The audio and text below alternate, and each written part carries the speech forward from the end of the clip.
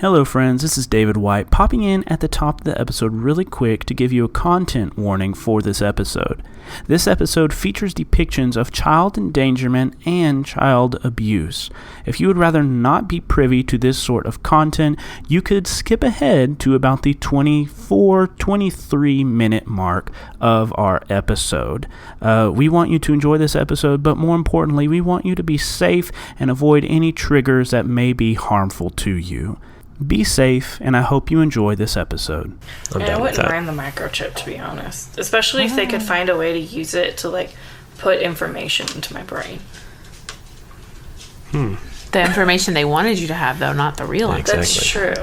There is something that you can use to put information in your brain. no. Reading, studying. I was going to say your eyes. I just want someone to be like, flash drive. Yours work, too. Here is psychology. Download. Complete. I'd like to download Kung Fu. Yeah. We have very different. You have all the knowledge of it, but you can't do it. Yes. Yeah.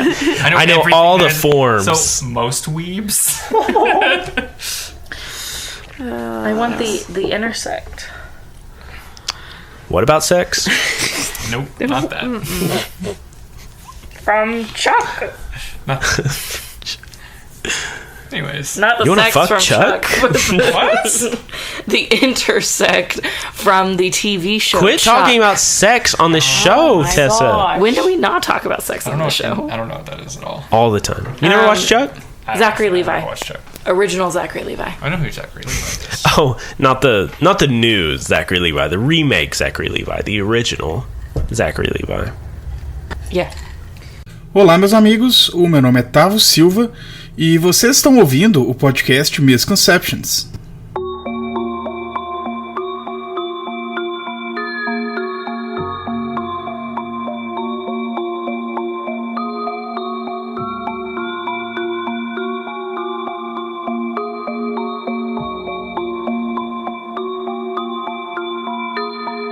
This just keeps getting weirder and weirder. Though I gotta say, Fae 2.0, I'm here for it. But how is the wolf and the guy in the wheelchair the same person? Are they the same person? Are they twins? What?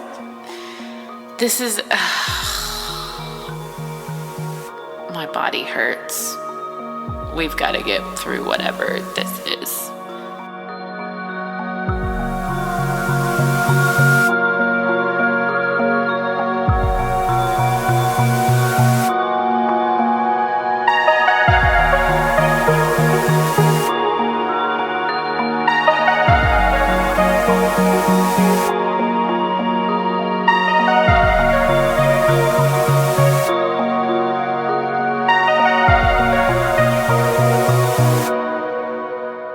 Previously on Misconceptions, the crew was fighting the wolf and the wizard. Well, first of all, it was just Mohammed and Esther were fighting the wolf and the wizard. And meanwhile, Faye was somewhere else with Lisa. More specifically, she was in the Enchanted Forest with Lisa. As Lisa was dying, and so too was the forest, because the forest was connected to Lisa. And Lisa needed to pass on her powers to somebody. Faye was there. She passed on her powers and her title to Faye. Faye used her new powers to transport herself across the city, and as she stepped through, she saw Esther with a smoking crater in her chest, and she saw Linda hovering over her. And Faye snapped, losing the last vestige of her mortal, mundane life, and fully opening herself up to be the avatar of Maid Marian, focused only on one goal, and now with a wealth of abilities at her disposal. With these abilities, she quickly trapped Linda in the earth, and also trapped the wolf, after Mohammed had pushed him through the window, and Mohammed had also gotten pretty banged up. Mohammed, in a desperate attempt to find Woodard, dove into the oven, which is seemingly somehow connected to the portals that Linda is able to make.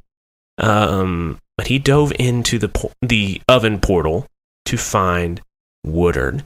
Meanwhile, outside, Esther and Fae unmasked the wolf and found the face underneath was one that they had seen before, or one that Esther had seen before, in the face of Logan, Linda's brother, who is in the wheelchair inside the house. And this episode opens up in the oven. Actually, in the swirling abyss of mist and dark colors that the oven opens up into. Mohammed, you are standing on a solid surface that you cannot see. There is coiling mist all around you, but not necessarily the mist of the city, but just this mystical manifestation of interdimensional magic all around you. As I said, you're standing on a solid surface you cannot see. And if you can see it, you can see through it, because you also see that coiling mist underneath your feet. It reaches on in every direction as far as you can see. You cannot even see the opening of the oven behind you anymore. What do you do? Mohammed's gonna just start running in a direction and yelling for Woodard. Okay. You start running, your feet clacking on this invisible surface as you're running, screaming out Woodard's name, it echoing off of distant walls that you cannot see. Feel like you run forever. And as you run, you find something in your path. It is small and faintly glowing, but it lays in your path just like a speck, a crumb on the ground in front of you. What do you do? Mohammed's gonna crouch down and take a good long look at it. Kind of just try to get a feel for what it is. He's gonna sniff it, touch it. And as soon as you touch it, there's a bright flash of light that fills the screen. And Dead. and you died. You shouldn't have touched it. Don't touch things you don't know, kids. But as the flash of light fades, you are in a sepia-colored scene. You are still full color, but you're sepia-colored scene. And what you see is a forest road late at night. There's rain all around you, and you hear the crackling of a fire coming from behind you. What do you do? Turn around. You turn around, and you see a vehicle that is overturned in the ditch. There is fire billowing up from the front end of this car. The rain cannot quench the flame, and you hear screaming coming from inside the van. I'm gonna run over and grab the door and try to wrench it open. Okay, you run over to the door. It is already rent asunder, and you kind of push your way in, and you see a small child hanging upside down from their seat. Her pigtail is trailing down past her head. She is screaming. She has cuts. You can see the child's parents in the front seat. They are dead. What do you do? Mohammed manifests his claws on his hands and just kind of shreds the seatbelt, grabs the kid, and pulls them out. Okay. And as you reach to rend the seatbelt apart and grab the kid from the other side of the car door opens up, and you see a young boy standing there. He looks in. He looks at his parents in the front, and looks at the girl hanging. And before your hand can touch the seatbelt clasp, he reaches up, unclasps it, and grabs the child, and he carries her out the other side of the car. Climb back out of the car and go around to the other side to find those kids. Yeah. and you see them both there. The older boy holding the smaller girl as she is crying, and he is crying too. Their tears are mingling in the rain. He is trying to soothe her and patting her head and whispering to her. What do you do? Put a hand on both of their shoulders. Hey, you guys okay? As you go to touch them, your hand passes through them as if through vapor. You might pass your hand back through them a couple of times and you find no purchase. But you can still hear the little girl crying. And you hear the little boy saying, shh, shh. It's okay. It's okay. We're gonna be okay, Linda. That scene fades. You are back in the mist-filled room. That speck dims. See another light up in front of you. Same deal. Go up and touch it. You walk forward. You touch the next moat. There's a flash of... It fades away. You're in another scene, but this scene is familiar to Mohammed. Mohammed, could you describe where has this taken you? What memory is this?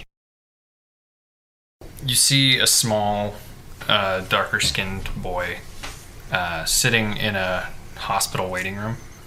He's just kind of sitting there. He's you can tell he's been crying, but his tears have dried, and he's starting to hold himself together. And then you see another young boy, even darker skin, with an older, white-haired woman walk up. They take him by the hand, and they leave the hospital, and it fades away. Okay. That scene's fade away. And I'm going to assume that Mohammed keeps walking forward and touching these specks. So we will not narrate him doing that, but in between these scenes, we see Mohammed walking up to each speck and touching it and having a vision. The next scene we see is sepia tone again. You see the same children from before in a courtroom. The judge is reading some different things to them. You hear the words foster home and safe place and good people thrown around. Then the judge says, and your caretaker is here for you. And we see a kindly old woman walk up, place her hands on these two pairs of shoulders, and she says, well, you can call me Granny. And Linda and Logan, I'm just so happy to meet you. We're going to have a sweet life together. That scene fades. What scene do we see from Mohammed's life? You see the same two boys, a little bit older. The smaller of the two has just been pushed onto the ground by a group of boys who seem to be teasing him. You see the taller boy, still taller for his age, but a little bit gangly. He walks forward. He punches one of the bullies in the face, and is immediately pushed to the ground and kicked and beaten up by the entire group. And the boys walk away laughing, and the smaller boy reaches down, grabs him by the hand, pulls him up. Okay. Next scene, we are in a familiar home. We are inside the candy-colored home that belongs to the woman known as Granny. And we see Linda and Logan, a little bit older, but still pretty young. She brings out like a plate of cookies and gives it to Linda and gives it to Logan and says, eat up, you're gonna need more and more energy. Get that sugar. And we see this tray in front of them, half-eaten cookies and brownies on it, and you see just sickly looks on their faces. And Granny says, eat up, children. And Linda says, my tummy hurts, Granny. You hear Granny snap, eat up.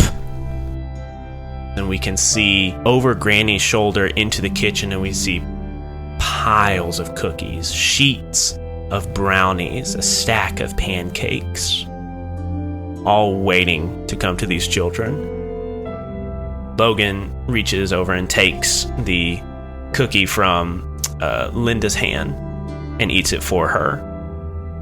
And Granny steps over and says, "You're such a sweet boy, Logan." And she pats him on the head. That scene fades. What scene do we see from Mohammed? You see the same two boys, much older, and you can tell now that this is Mohammed and Woodard. They're wearing a cap and gown, and they are smiling at each other as the valedictorian of their class finishes their speech, and then they all throw their hats into the air. With the flourish of hats in the air, it fades away again. So we see Logan and Linda, a little older, probably in middle school, high school, and they're sitting at the dinner table with Granny. There's some banana nut bread on the table, and Granny is sitting at the end of the table, and she is once again encouraging Linda and Logan to eat up, and Linda slices some of the loaf of banana bread, puts it on her plate, and then we look across the table at Logan, who looks sickly, withered even, a sallow complexion, sunken eyes, and he dutifully eats the sugary food in front of him. That scene fades away. Mohammed, what's the next scene? You see Mohammed and Woodard, big grins on their face, as they place a placard on a door. Lockley and Catan, the opening of their very first law office. And they turn around and they both reach out and they give a big hug to this hunched over, very old woman, same woman from the first scene, and they're smiling. She gives them both a kiss on the cheek and says, "I'm so proud of you," and it fades away. Cut to a scene, a circle of candles is down in the basement, and we see Granny walking with Linda in front of her. Linda, once again, an older young girl, walks down into the basement, and Granny motions for the circle, and I think for this point we don't hear any voices, or we can see their mouth moving, but we don't hear any words. Granny motions for the circle. Linda looks a little confused. She mouths something, but Granny grabs Linda by the arm and starts dragging her towards the circle. And as Linda starts to fight, Granny snaps her fingers, and these what could have been thought of as, mannequins along the walls step forward and grab Linda's arms and drag her into the circle, pinning her down, some grabbing her legs and pinning her down. Linda is screaming and struggling, and meanwhile Granny has a book in her hands, speaking some sort of incantation. And as she does, we see like some sort of energy start to waft off of Linda and start to coalesce in the air into some sort of sweetly colored energy. And then all of a sudden we see Logan rush in from the side. Logan punches one of these mannequin people in the face, and the face caves in, crumbling like a cookie. He grabs Linda, and as he disrupts whatever ritual is going on, the energy rescinds back into her body, and Granny is angry, frustrated, fuming. And we see Logan talking. Linda starts shaking her head. We see her mouthing the words, "No, no." And Logan pats her head, strokes her hair, just like he did on that rainy night by the road so long ago. And for the first time, we hear him speak in the scene, and he says, "It's gonna be okay, Linda." The gingerbread people take Linda out of the circle. Logan lays down willingly. Granny completes the ritual, and we see Logan's soul sucked out of his body, floating towards Granny, and we see her reach out her hand. It coalesces into like some sort of pastry or cookie, and she takes a bite of Logan's soul. Linda screams and fights against the gingerbread men that are holding her there. That scene fades away. Scene comes in a courtroom. You see the old woman sitting, Mohammed and Woodard beside her, as a judge makes the decision. The old woman breaks into tears, and this very scumbag-looking rich person grins as he walks out of the room. Flashes forward to the same man being dangled out of a window by Mohammed, as Woodard is just monologuing at him. And Mohammed goes to pull him in, and Woodard smacks his hand, and the man falls. You see Mohammed's face just fall as he realizes just what has just happened. Yeah. And I think parallel, or conversely, we see Woodard's face is just staring down the edge of his nose, just grimacing. It comes back up with Linda, much older, a woman in her own right. And we see her walking up the front steps to the candy-colored house.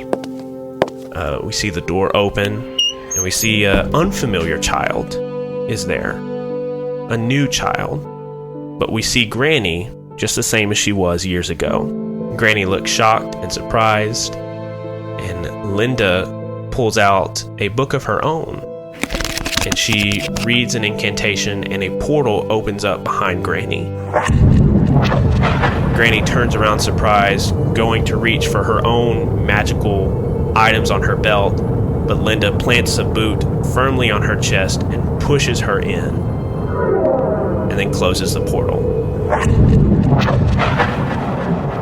That scene fades, but it doesn't end, because then we see Linda laboring over a gingerbread mannequin, chiseling these runes into the body. We see that candy color appear again above the gingerbread, and then it seeps into the runes. The runes glow brightly. The gingerbread man sits up, and we see features appear on their face, the features of Logan. She speaks to him. "Logan?" But the gingerbread man just turns and looks unspeakingly at her. And we see tears start to stream down Linda's face, and she grabs the back of the gingerbread man's head. She says, "It's gonna be okay, Logan." And Mohammed, as you lift your fingers off of that final speck, that final breadcrumb, as it were, you look up and you see a shape huddled in the mist in front of you. What do you do?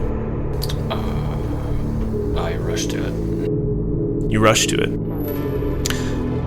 You see the shape of Woodard, lying unconscious amidst all the mist. Pick him up. Yeah, you pick him up. And as you pick him up, you realize you are not alone. You turn and you see this hag of a woman. You recognize her as Granny, though here, without any souls to sustain her, she is decrepit. She sees you, and she's supporting herself on like a wooden spoon that is large enough to be a staff for her. She looks at you and she says, "Children, could you help an old lady?" I only help those who deserve it. I just walk past her. Okay, you walk past her, following the trail of breadcrumbs back the way you came, back towards the entrance, leaving the granny in the mist, but also floating up above everything, you see a dog beastman that's just floating and looking around.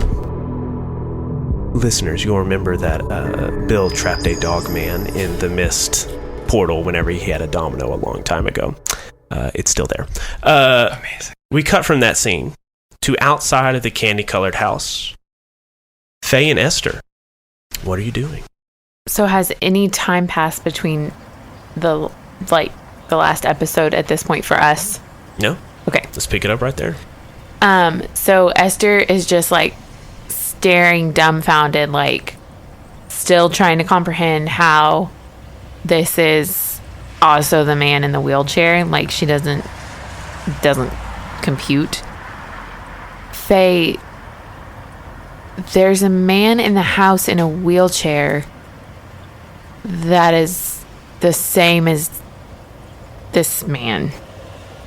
Faye scrunches her eyebrows and does like a side glance towards Esther. I don't know how to explain it. We found him in a room. He was catatonic. I don't know. But I think this is Linda's brother.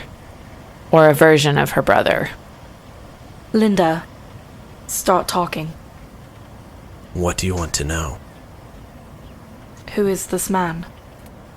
That is a homunculus that I made out of magic and gingerbread to house the disembodied soul of my brother. That's so messed up. So your brother is in this shell? Until I can find a way to get him out of there and back into his real body. Which is in the house. Yes. So, I'm assuming that the Cabal has promised that they will help you do this if you help them? Yes. See, Linda, the thing is, I had really decided that I hated you, and that you were an evil person. So I'm gonna need you to clear this up for me. Well, Noir's all about conflicting characters, baby! Are you being controlled by the Cabal? Or are you an evil person? I'm somebody who's just trying to do what's right by her older brother. So what are you gonna do, Mary Poppins? You gonna kill me? Faye's face has hardened. You saw a glimpse of something for a moment. You tried to save one person and took the goodness out of the world. That is unforgivable. The only goodness in my world was that one person. You didn't look hard enough. Don't. You have no idea the horrors that we went through in this house. You don't get to come in here on your high horse and lecture me about my choices to protect my world. Because I guarantee, if you were in my shoes, you would have done the same thing, or even worse. I lost my father to the Cabal. So I've been through some stuff, and I haven't done what you did, what you're doing. So I don't think you have an excuse. Faye nods as Esther is saying her piece. And then Faye bends down and gets in, like, right in Linda's face. I watched kids die because of your actions. You have seen something difficult with your brother, but you killed innocent children and feel no shame. Nothing in this world is innocent. We all have blood on our hands. Some more than others. What's next? What do you mean, what's next? What's the next step towards the end of this? Where's the dragon? Is there a real dragon? Oh, he's real, all right. How do we kill him? I don't know. Come on, Linda. You're a lot smarter than that. Yeah, I'm smart. But what he's told me is not everything. What has he told you? He's told me his plan to turn this city into his own little kingdom. He's shown me his artifacts and relics and reliquaries and items of power.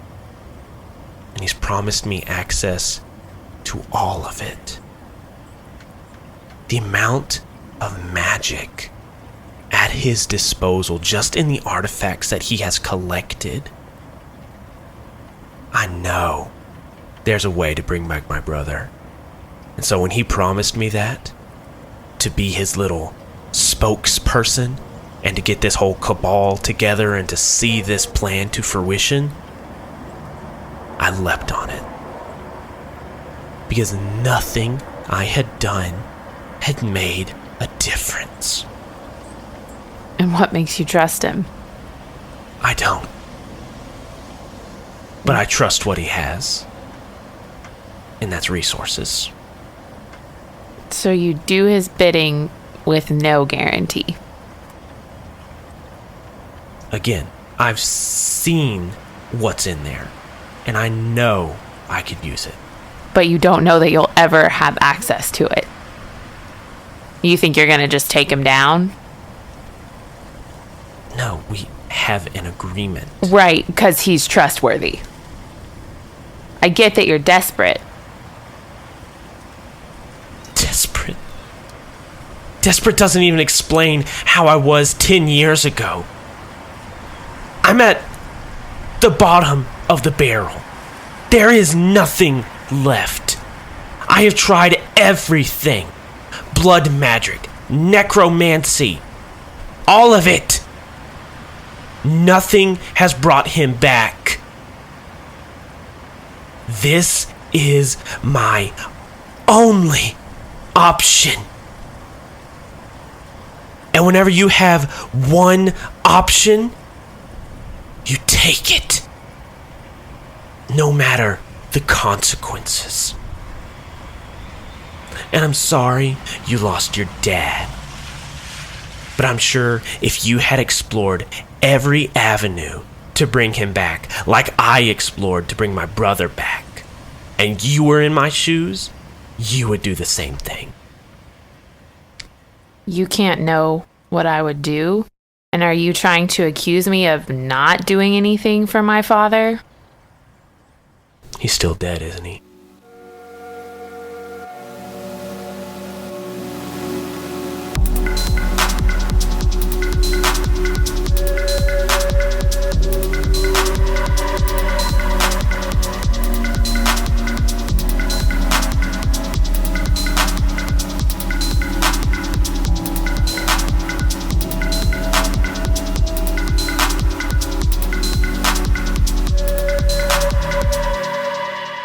Hello, friends, and welcome to episode 89 of Mistconceptions. I'm your host, David White.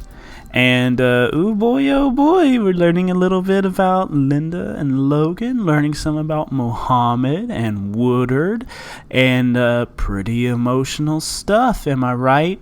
And the really emotional stuff is still yet to come. But anyways, let's get to some show notes before we get back to this very emotional episode. There is a geek out during the credits at the end of this episode. Be sure to stick around to hear us discuss everything that's happened in this episode, everything that happened in the 2 episodes prior. Be sure to stick around for that out-of-character discussion about our show. And we have 3 episodes left. 3 episodes left of Mistconceptions, y'all. Things are wrapping up, and I am so very excited for you to listen to these final 3 episodes. I'm excited for you to listen to the one that you're listening to right now, of course, but there's even more good stuff coming.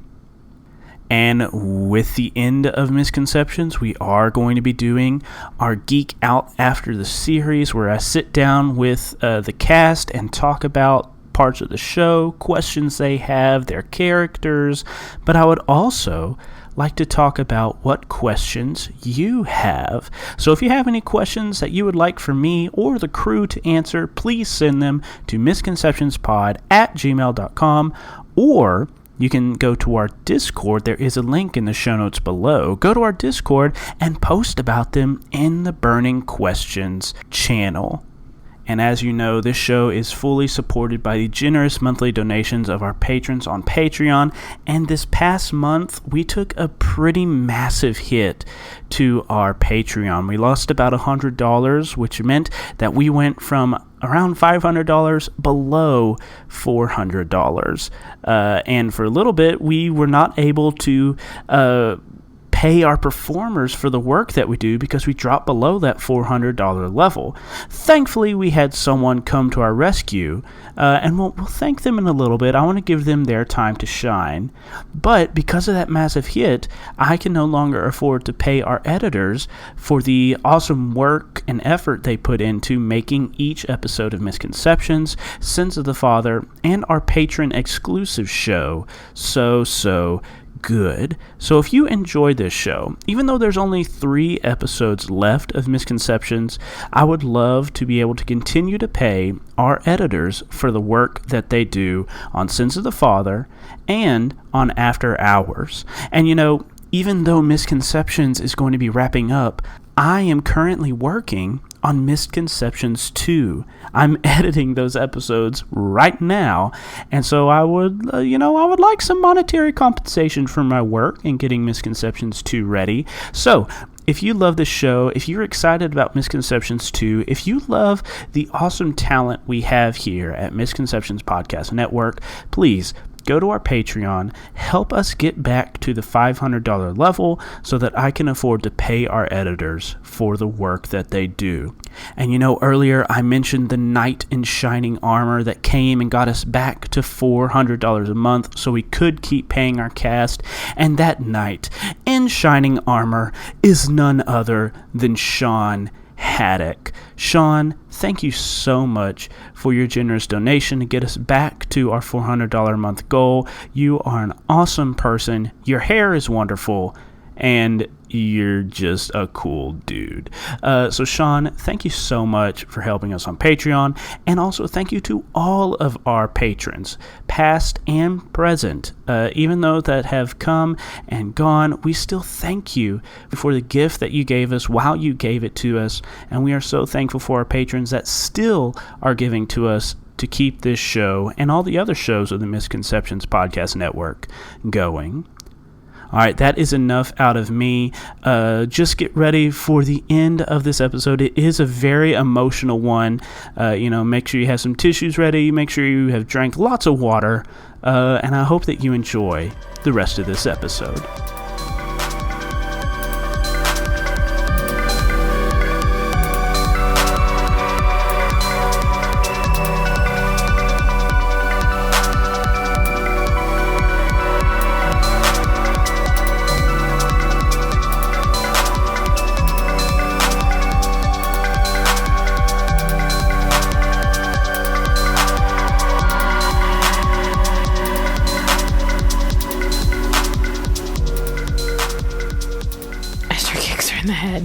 You kick her in the head. You hear her muscles and neck bones strain against your attack as, again, her body is trapped in earth and her head just flies back. And once again, who you now know is Logan, strains against the timbers, and you hear them creaking and groaning as he's straining to free himself. And he reaches out towards you, and his fingers are inches from your jacket. but he cannot grab you. Her head rocks back. Now another bruise on the other side of her head. And like maybe some like blood vessels busted in her eye. Where's the dragon? You've met him already. He's hiding in plain sight, his little ivory tower overlooking everything. The dragon is Drace DeSantos. And in case y'all forgot. Yeah, definitely. Now I remember the name, but I'm like, I don't even remember. Drace DeSantos is the CEO of Legendary Solutions, the biggest business in the city. When she says that you met him on the night of the gala. He was there and he got up and did a little speech because he was paying for the mayoral debate gala so that Pip Hamill could debate incumbent Corallo. He got up and said some nice words, and then he sat down and they conversed. So I guess you didn't meet him, but you saw him at the gala. And I mean, you've seen him everywhere. He is a billionaire. He owns all these businesses. He's a heartthrob, a handsome dude. He's philanthropic. All this stuff. And so she says that. Faye nods. Linda, sometimes to move on from something, you have to let it go where it belongs. Your brother's soul does not belong in this world. I want to say that Mohammed comes out as Faye is reaching back to grab Esther's gun. Definitely. So, Mohammed, you stepped through the door. You came through the oven. You walked through the kitchen and the living room back to the front door. Yeah, just carrying still an unconscious Woodard. You step out into the front lawn. You see Faye reaching back for Esther's gun. Faye! Wait! Woodard, he's unconscious. He needs your help. I have to handle this first. He gets this, just that mixture of hurt and confusion and just, he has no idea what would compel you to do anything over helping Woodard. yes, and. Yes, and. Okay, we'll see what GM says about this. And if Esther lets Faye. Faye reaches back, grabs Esther's gun. Linda Inflicting hurt point. Okay. So, you're reaching for the gun. First of all, Esther, do you just let her take your gun?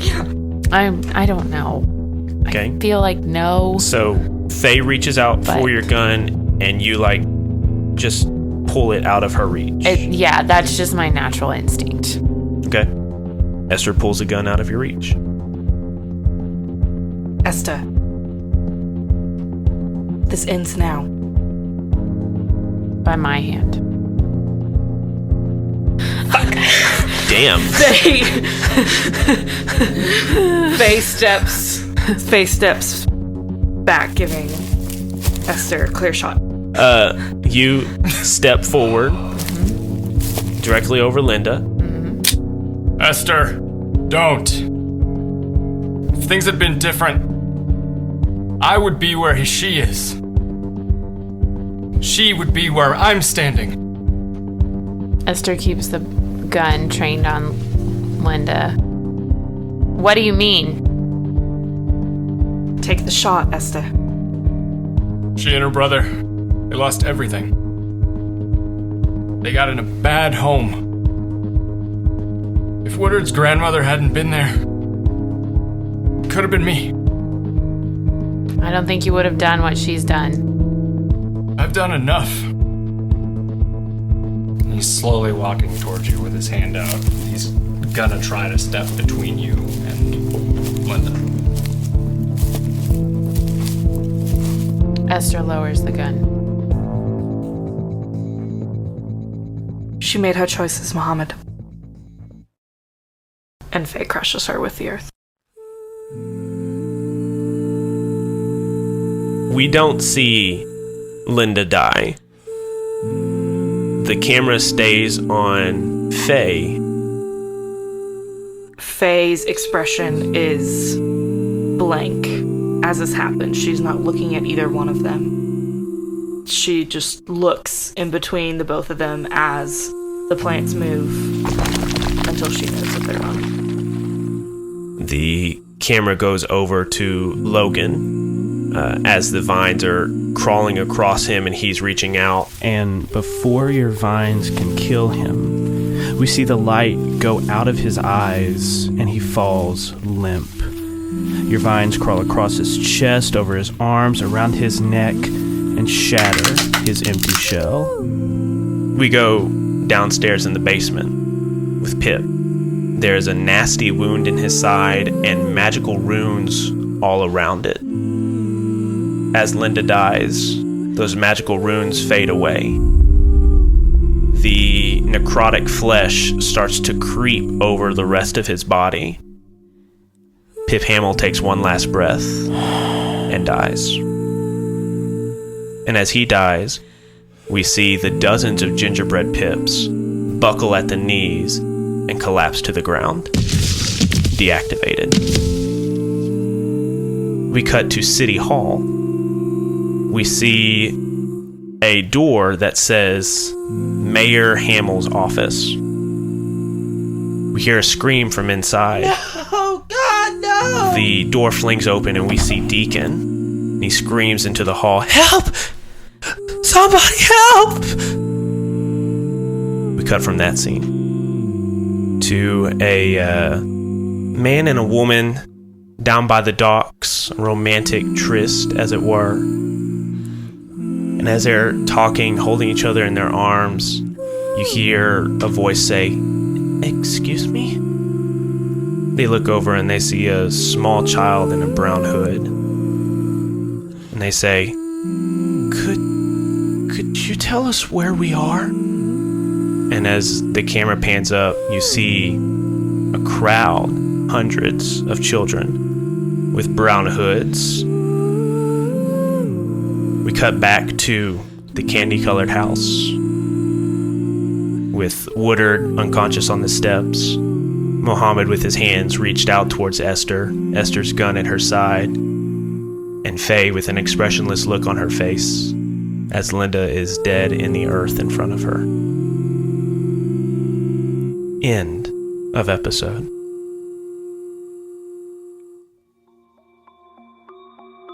Thanks for listening to this week's episode of Mistconceptions. We'll be back with our next episode on August 16th.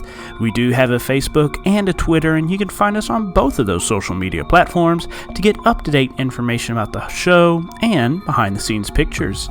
You can also email us at misconceptionspod@gmail.com if you would like to contact us that way. You can also click the link in the show notes below to join our Discord so you can chat with us and also chat with other friends of the show. This show is wholly supported by the generous monthly donations of our patrons on Patreon. If you would like to join that elite group of supporters, please click the link below and give any amount that you can. City of Mist is an RPG created by Son of Oak. You can find more of their products at sonofoak.com. The Misconceptions theme music was composed by Aaron Wharton. You can find more of his music at aaronwharton.net. Misconceptions is a product of the Misconceptions Podcast Network. And that is it for this week's episode of Misconceptions. I hope you enjoyed it, and I hope you're ready for the final 3, because they're coming quick. Keep it nerdy, y'all.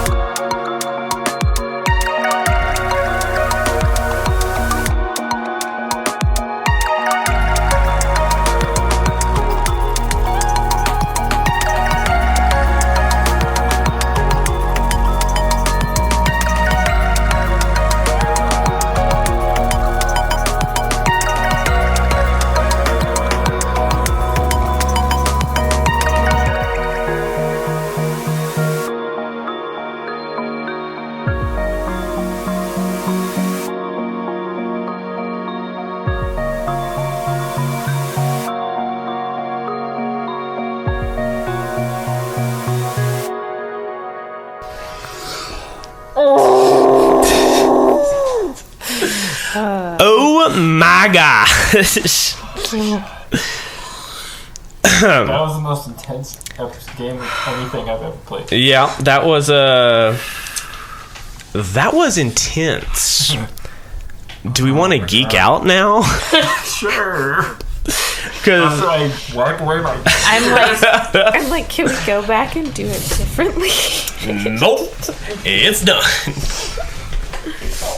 The children Wow. are free. Faye doesn't know it yet, but And Faye probably won't care. yeah, that's true. Wow. All right, so let's just take a poll real quick. Is that the most emotional episode of Misconceptions we've ever had? That was insane. There goes everything. Yeah. Christian's not okay. Christian is crying. I never thought I'd be this attached to Mohammed. Like, Yeah. actually attached to Mohammed. Like, oh my god. Yeah. Yeah. I And see it all- Mohammed and Faye having some issues moving forward. Yeah. Maybe. I'd be bad. Yeah. So, okay, hi. Let's talk about those episodes. How's everybody feeling? It went wildly different than I thought it would. I'll just go ahead and put the Wizard and the Wolf's cards away. Oh god! They're gone. I would like to preface this by saying that Tessa did not want to do that. Yeah. But it was new phase. It was her mission. Yeah. Yeah. Yeah, it was. Ooh, that got dark. Yeah. I really was trying to find another way to kill her so it wouldn't be me crushing her with the earth. Yeah. Yeah. It did not happen. Yeah. It's all good. Hell of storytelling. Carrie.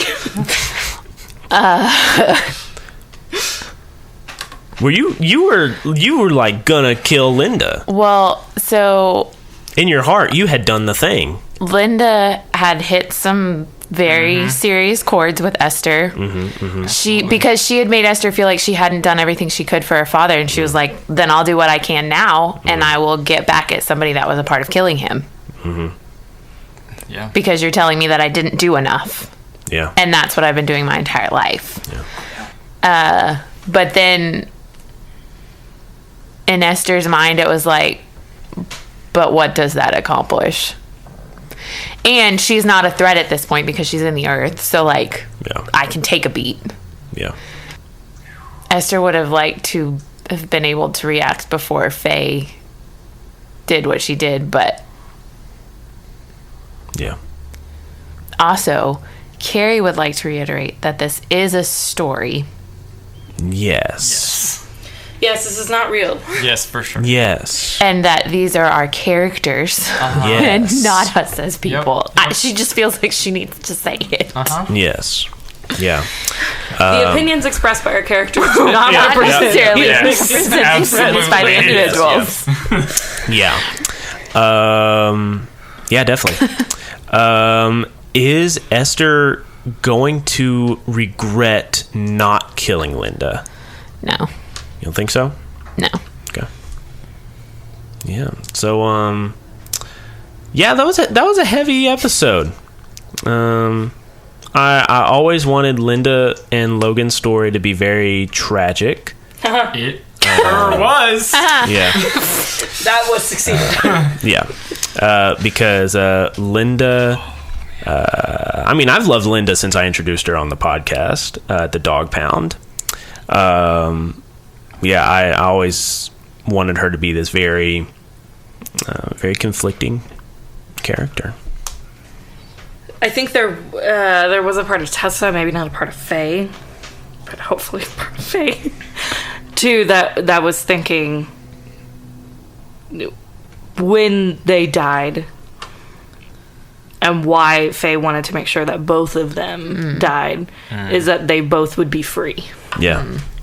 Well, once Linda died, all of her magical effects dissipated, which is why Pip died, which is why the kids were freed, which probably won't come up in the story, but she had put them all in the mist-filled chamber. Gotcha.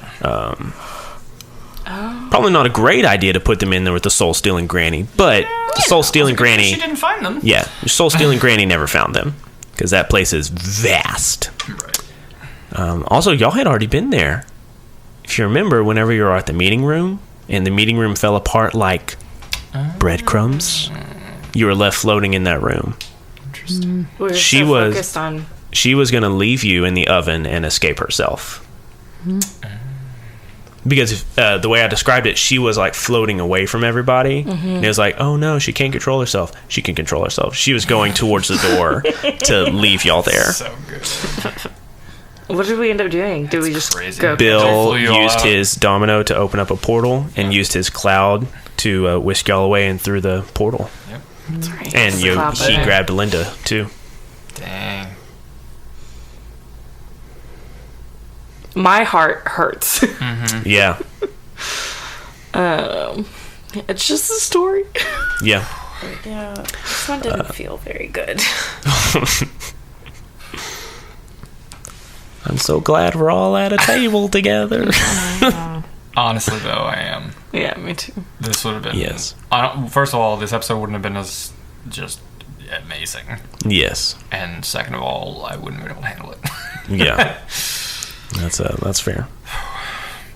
I'm curious what y'all's thoughts were on keeping them alive. Like, what would have been the next So steps? Mohammed was going to suggest...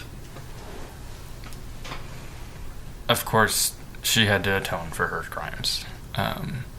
But he was going to help her search for a way to save her brother. Yeah. Because he saw Woodard. Right. Yeah. Because Woodard was Mohammed's protector, just like Logan was Linda's protector. Yeah. Faye's avatar state is a fun one. Yeah, how do you like being an avatar? There are parts of it that are real fun. Yeah, you basically do whatever you want. Yeah. That's Like pretty great. You punked the wolf. Oh, yeah. Pretty easily. Yeah. Yeah. Wrecked. Yeah. Yeah, that part is pretty great. The part that really isn't great is that the thing I love most about Faye is how much she cares about others. She's the one who lost herself is just... Ugh. Yeah. Yeah. So it's hard for me to... And, listeners, you obviously couldn't see this, but nearly the entire episode, I knew that Faye would have them killed. Yeah. By the end of the episode, unless she was stopped by someone. And my hands were over my eyes, my hands were over my mouth. Yeah.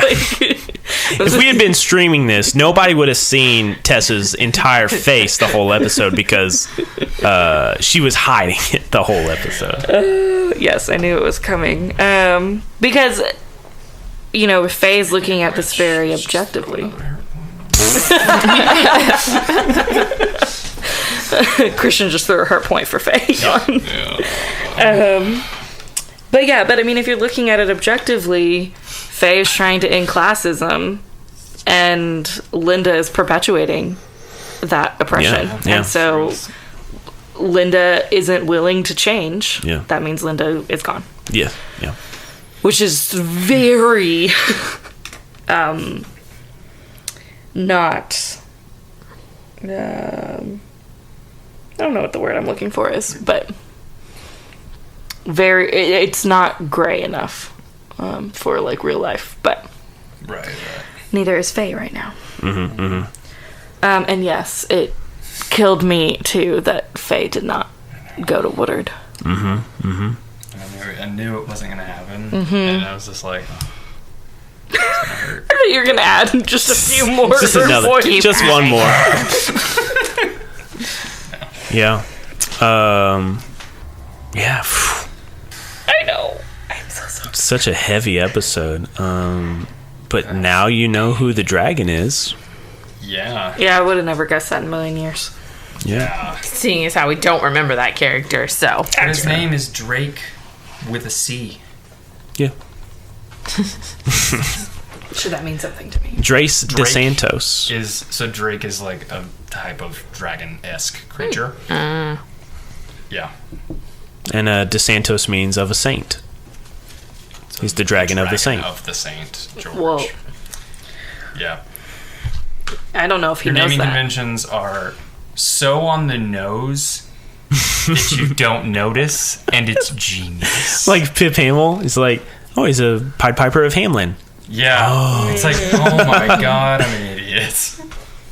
Yeah. Yeah. Yeah. I wish I'd been more clever with Jeremiah and Dr. Jacoby's names. But they were introduced like in the first episode when I had no idea what I was doing. Fair. So, did you expect Linda and the Wolfman to die? Oh yeah. I mean, sure. I expected them to die. I mean, I expected them to be defeated because really they needed to be defeated to progress the story. Yeah. You solidly trapped her, but if you hadn't, if stuff wasn't going their way, I would have had them teleport away. Right. Sure. For you to confront her later. But I mean, narrative, baby, it happened now. And I think it was a beautiful, poignant, horrible, terrible moment.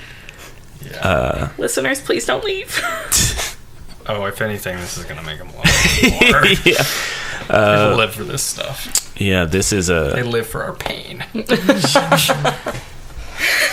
I guess let's go ahead and answer some questions. So, the Geek Out questions are: how has the crew grown this session? Which character had the most meaningful interaction with your character this session? Which of your themes is under the most strain? If it collapses, what new aspect will show up in its place? And of course, we have our custom question: were two of your themes pitted against each other? If so, which two were they, and which did you neglect? Who would like to go first?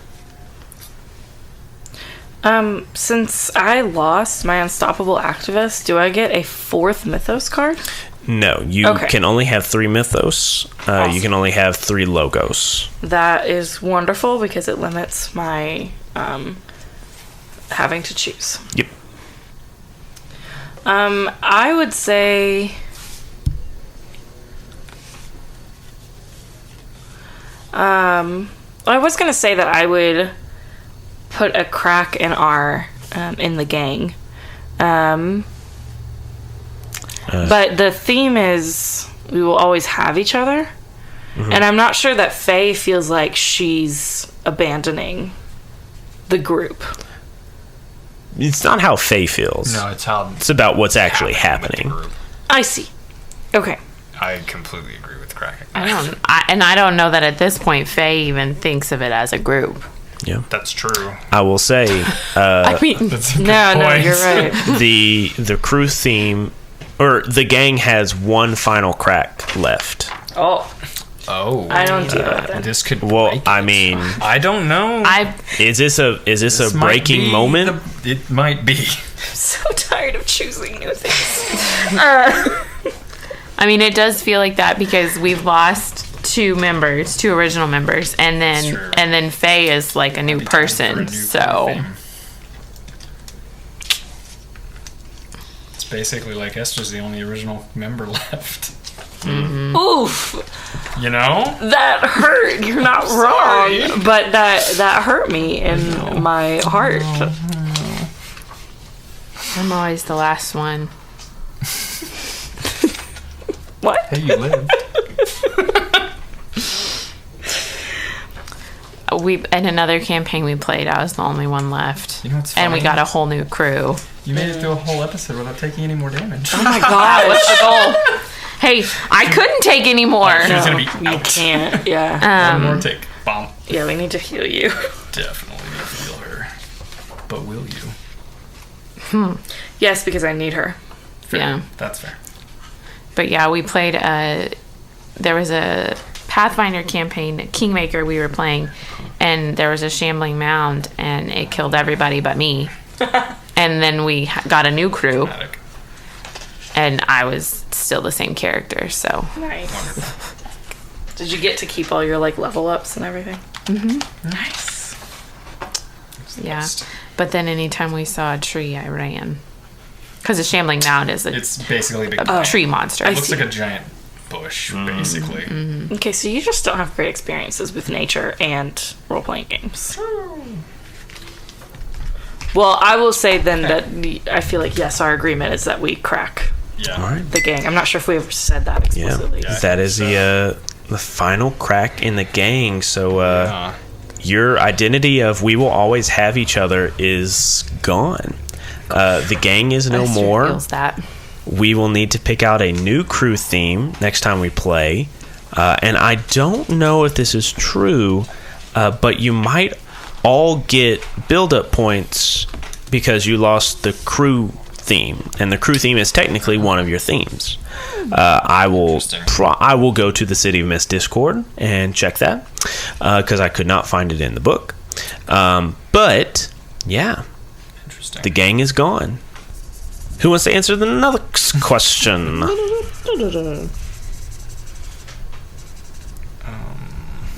Christian, I think you already have an answer to a question, even though we haven't asked it Mohammed yet. And Fae, they're not going to be doing too good. They don't love each other. They're not doing too good. Because, like, within the span of, like, probably like an hour or two, Faye went from like loving wife to his brother to not even caring.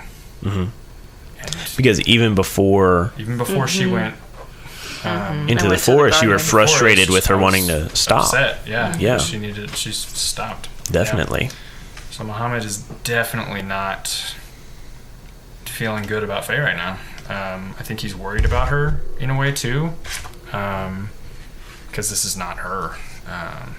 So I think that going forward, it's going to both be protecting his brother from that heartache, as well as trying to find a way to bring Faye back. So definitely. So are you saying you'll take a hurt point on Faye? Absolutely. Oh, look at that. You've already done it. A few times. Erased and redone it. Okay. Carrie, what about you? I